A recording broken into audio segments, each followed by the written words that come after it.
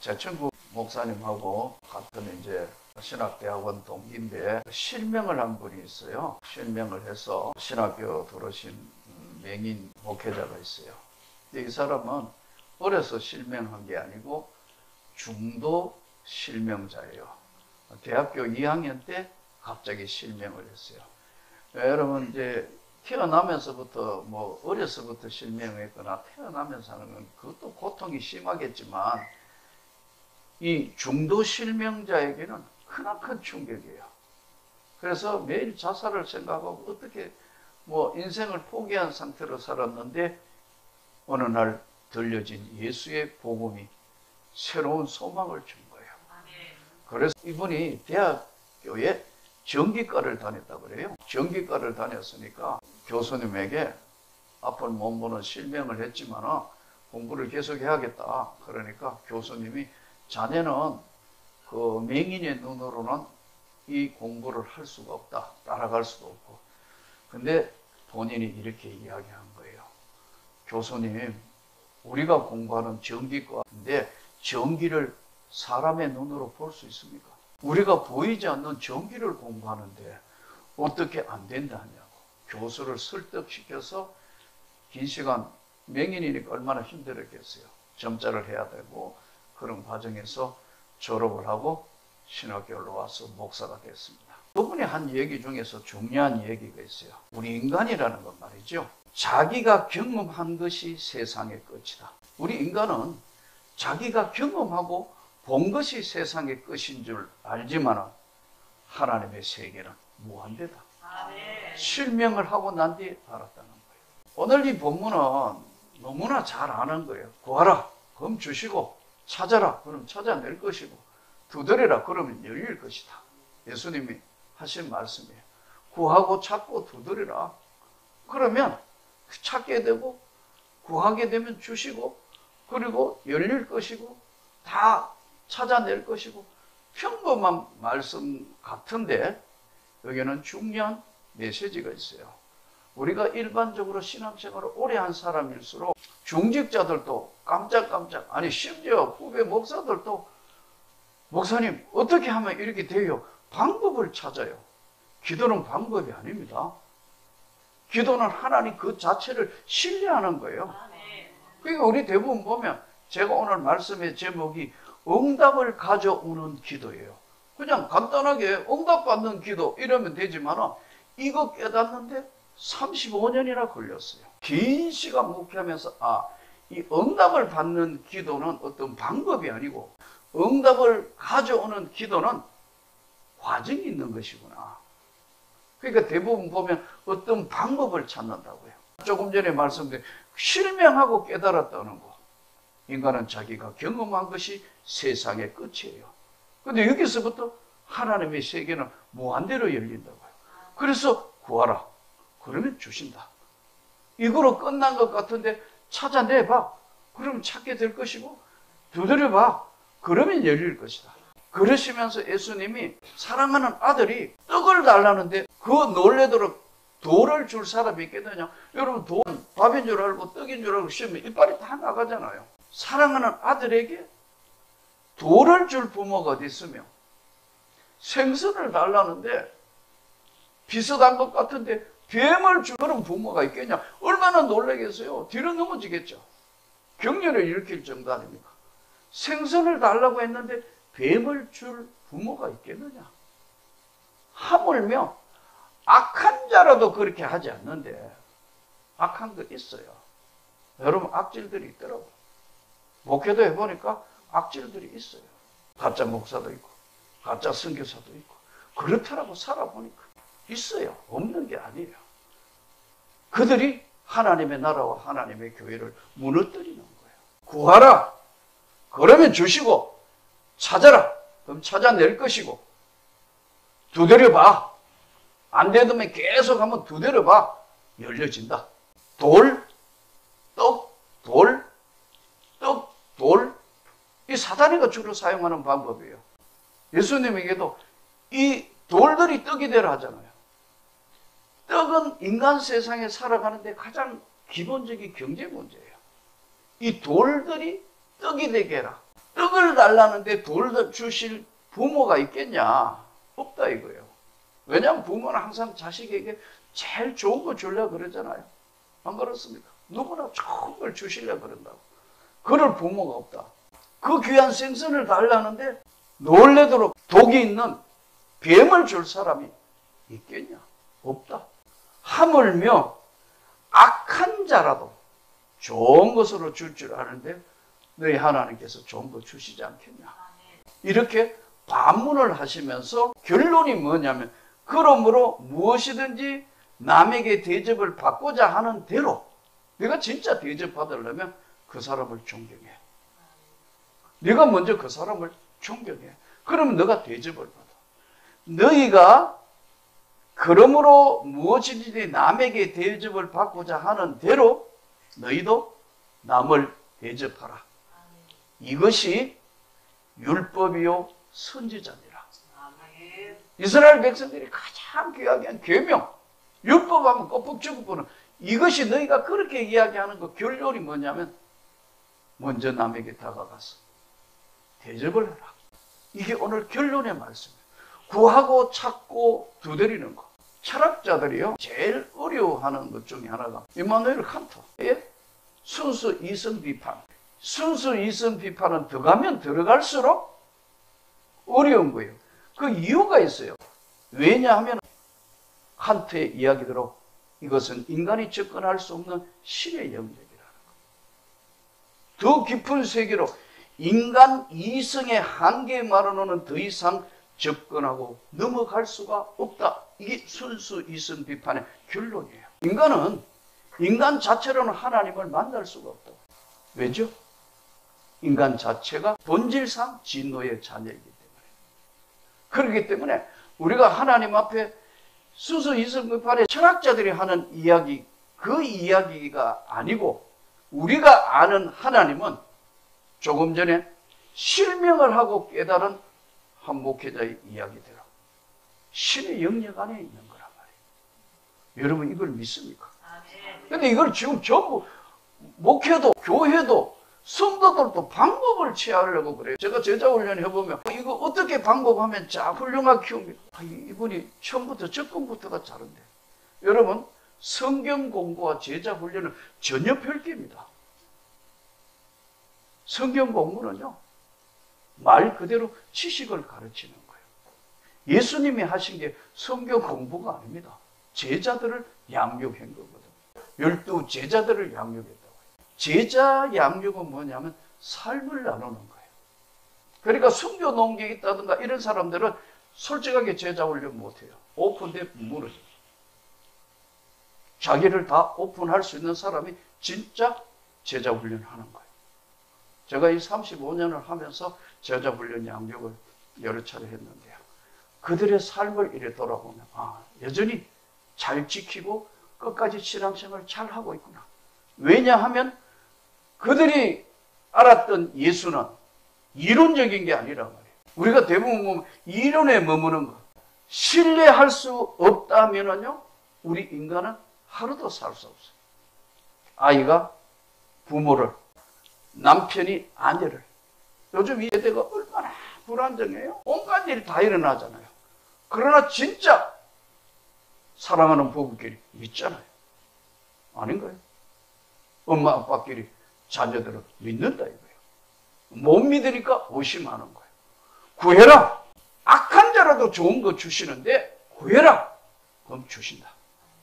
이거는 방법을 이야기하신 게 아니다는 거예요.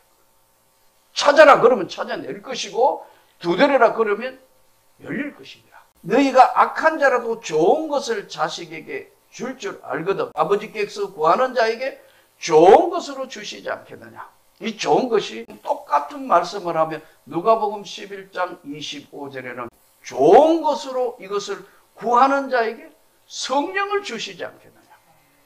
이렇게 바뀌어요. 누가복음 11장 25절. 구하는 자에게 성령을 주시지 않겠느냐. 그러니까 우리가 신앙생활을 하는 데 있어서는 진짜 성령을 경험하지 아니하면 무한대 속에 있는 하나님의 은혜는 받을 수가 없어요. 접근이 안 되는 거예요. 바로 순수 이성 비판이 어렵다는 게 바로 나머지 거는 신의 영역에 속한 것이기 때문에 더 이상 넘어갈 수가 없다. 대학 시절하고 군대 시절 참 힘들고 어려운 시절에 저는 좀 안 믿는 과정에서 고통도 많이 겪고 이 과정에서 여러분 책 같은 거 많이 대하잖아요. 제 정말 한 가지 소원은 사실 은퇴 후에는 어디 조용한 데 가가 책이 많으니까 커피 마시면서 흔들 의자에 앉아가지고 좀 책을 읽는 게 내 소원이었는데 두 가지 이유로 불가능해요. 첫째는 눈이 아파요. 내가 읽은 것만 해도 3,000권은 넘을 거예요. 진짜예요. 교회에 있는 그 책 부목사들하고 다 나눠줬어요. 정리해야 되니까. 내가 읽는 책은요, 전시용이 하나도 없어요. 다 읽고 거기에 토를 다 달아놨다. 이거 뭐 어떤 거고. 혹시 이단 섞인 이런 거는 이건 절대 읽으면 안 돼. 어느 부분이 잘못됐다. 정치, 경제, 사회, 의학, 온갖 것들을 많이 읽는 게 왜냐면 좋아서 읽는 거니까요. 어떤 사람은 뭐 이거 설교하기 위해서 읽는다. No. 내가 좋아서. 근데 첫 번째 이유는 눈알이 아파 못 읽겠어요. 이제 나이 드니까 집중해가 한 30분만 읽으면 핑핑핑 도니까 안경 벗어놓고 있어야 돼. 왜? 아, 나이가 들었구나. 집중을 못 하겠다. 두 번째는 조용한 곳에 가가지고 바람 불고 산새 소리 들리고 흔들 의자에 누워있을 수 없어요. 여건이 안 돼. 그건 꿈속에는 하는 거예요. 자연인은 아무나 하는 게 아니에요. 그런데 여러분 해밍웨이 아시잖아요. 해밍웨이. 노인과 바다. 무기여 자리거라. 누구를 위하여 종은 울리나. 이 해밍웨이 작품이 52년도에 이제 출간이 돼서 53년도에 풀리처상 받았거든요. 근데 이 해밍웨이가 바다에 가가지고 그 고기 잡는 이야기잖아요. 고기 잡으러 84일을 나갔다가 돌아오면 돼. 그 큰 고기 잡아오는 이야기잖아요. 우리는 큰 고기 하면 고래로 이해를 하거나 그래요, 대부분. 근데 그게 사실은 그 멕시코만 난류에서 있는 그 고기는 청새치로 알려져 있어요. 큰 청새치. 여기 상어란 놈이 오가 그 고기 잡는데 인생을 다 던지다시피 해가 했는데 막상 끌고 나와보니까 상어가 다 떠넘어고 아무것도 없는 뼈만 남았거든요. 고기 잡는 이야기가요. 해밍웨이의 이야기는 어디에 바탕이 되어 있냐면 성경에 바탕이 되어 있습니다. 그게 오병이의 기적을 거기에 대한 것에 대한 내용의 이야기예요. 믿음이 없거든. 문학적으로 본 거예요. 성경은 문학적으로 만일 접근한다면요, 이 허구성, 도저히 믿을 수 없는 뭐 이런 것들로 우연성의 남발 뭐 이렇게 된다. 믿음의 눈으로 볼 때는 오늘 구하는 자에게 성령을 주시지 않겠느냐. 진짜 성령 받으면 바뀌는 이유가 여기에 있어요. 그러니까 분기점이 뭐냐 하니까요, 확실하게 달라지는 것은 성령을 경험해야 된다. 안 되면 이게 맞는가 안 맞는가 성경에 틀린 것만 의심 나는 것만 계속 체크해요. 뭐 그것도 물론 뭐 초기에는 그렇지만 세상과 모든 것들이 의심의 눈으로 보면 다 의심스러워. 해밍웨이의 작품에 뭐 오병이의 기적을 물고기 잡는 얘기, 오병이가 아니고 물고기 잡는 이야기지. 그걸 밤새도록 물고기 잡는 이야기. 그리고 뭐 오병이에도 좀 그 이야기 섞여 있다는데 어쨌든 그 배경을 해가지고 했는데요. 밖으로 나왔는데 해밍웨이가 이야기하는 노인과 바다의 이야기는 포기하지 않는 인간의 집념 이야기거든요. 인간은 포기를 하지 않는 집념을 가진 건데 집념을 가지고 그 84일을 헤매가지고 다 바다에 나온데 뼈밖에 앙상하게 남은 고기, 결과가 없다는 거예요. 해밍웨이 자살했습니다. 여러분 잘 알잖아요. 권총 자살했어요. 하나님 없는 인생은 결론이 아무것도 아니다 이거예요. 오늘 우리 삶이 뭐예요? 많은 사람들이 대부분 보면은 현대인들이 고통스럽다고 그래요. 현대인이 고통스러운 건 몇 가지 있는데 첫째는 속 시원히 털어놓고 이야기할 사람이 없는 거예요. 속 시원하게 털어놓고 이야기할 사람이 없어요. 특히 나는 목사가 되니까 더 친구 없어졌어. 전부 경쟁자만 있는 것 같아요. 이제 은퇴했으니까 좀 덜 경쟁자인지 모르는데요. 솔직하게 뭐 자기 교회 이야기를 안 해요. 그리고 이야기하면 다 안 털어놓아요. 요만큼만 이야기해요. 나머지는 감추고 이야기해요. 목회자 세계도 이렇다니까. 나는 여러분들이 진심으로 정말 털어놓고 이야기할 수 있는 사람이 있다면 그 사람이 은혜 입은 자입니다. 또 한 가지는 다 털어놓고 이야기했는데도 힘이 없어가 도와줄 수 없는 사람이잖아. 그 사람. 그 사람한테 다 이야기했는데 뭐 아무것도 도와줄 게 없어. 그 사람이. 그러다가 보니까 현대인들은요 자기 것만 쌓아가요. 계속 자기만 쌓아가죠. 또 쌓고 또 쌓고. 한 번은 후배 하나가 찾아와서 상담을 하는데 개척교회야. 또 하나는 좀 중견교회 한 뭐 300명 정도 출석하니 정교회는 아니잖아요. 상담을 했는데 똑같은 상담이에요. 목사님 왜요?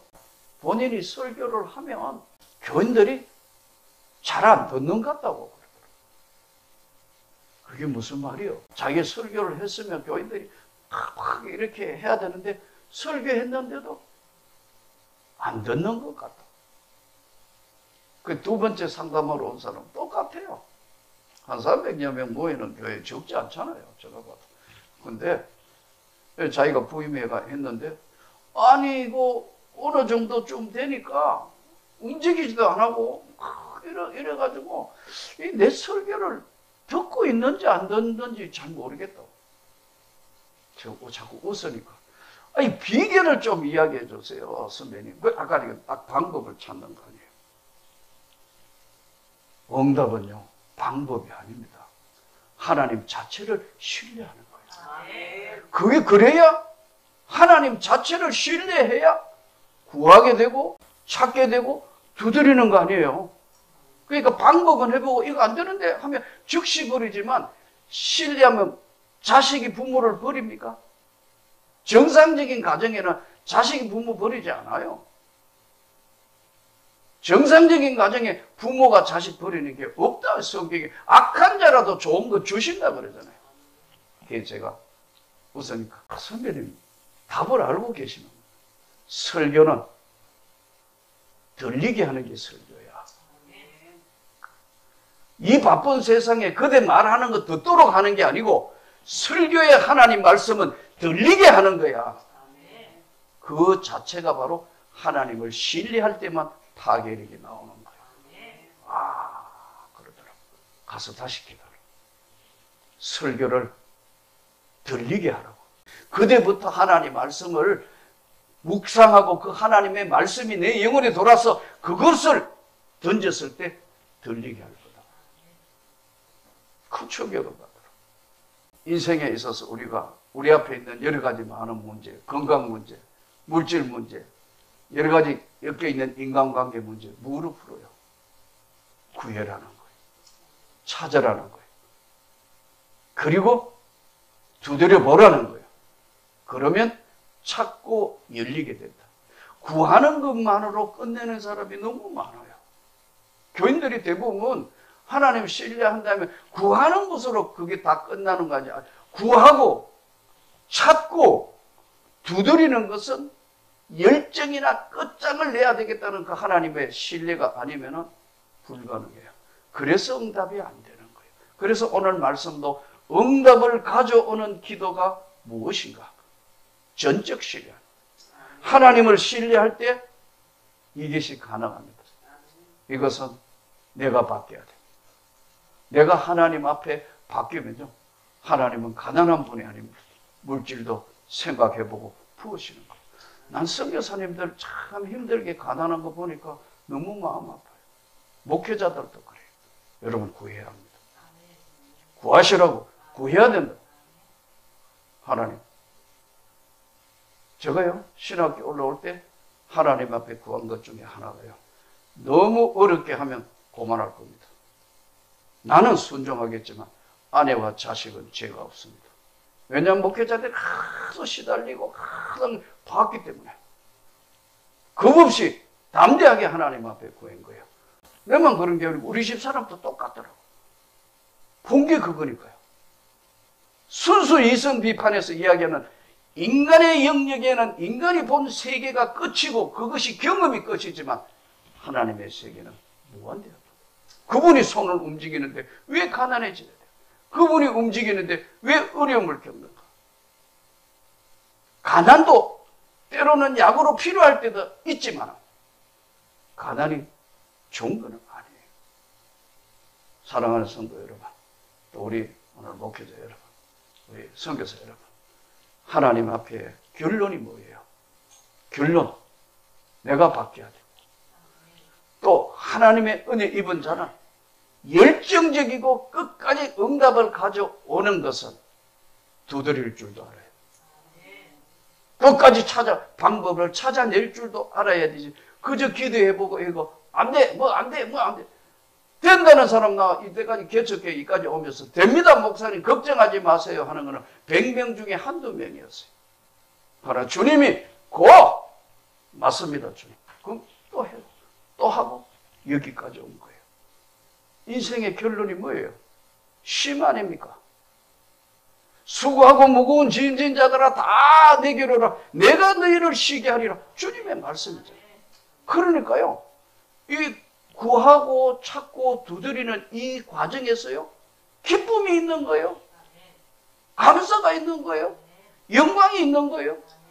이게 곤욕이 아니라고요. 기도가 그래서 기도하다가 진짜 은혜 받으면 일어나 춤춘다고. 기도하다가 뭐 맞습니다 하나. 근데 하나도 안 바뀌었어요. 환경은 하나도 안 바뀌었어요. 똑같아요. 여전히 어려워요. 근데 내가 바뀌니까 아무지도 않아요. 그 정도 걱정은 뭐 그냥 넘어가 버린다고. 왜 그렇죠? 은혜가 쉼이 인생에 있어서의 수고하고 무거운 짐을 들어주실 분은 주님밖에 없는 거예요.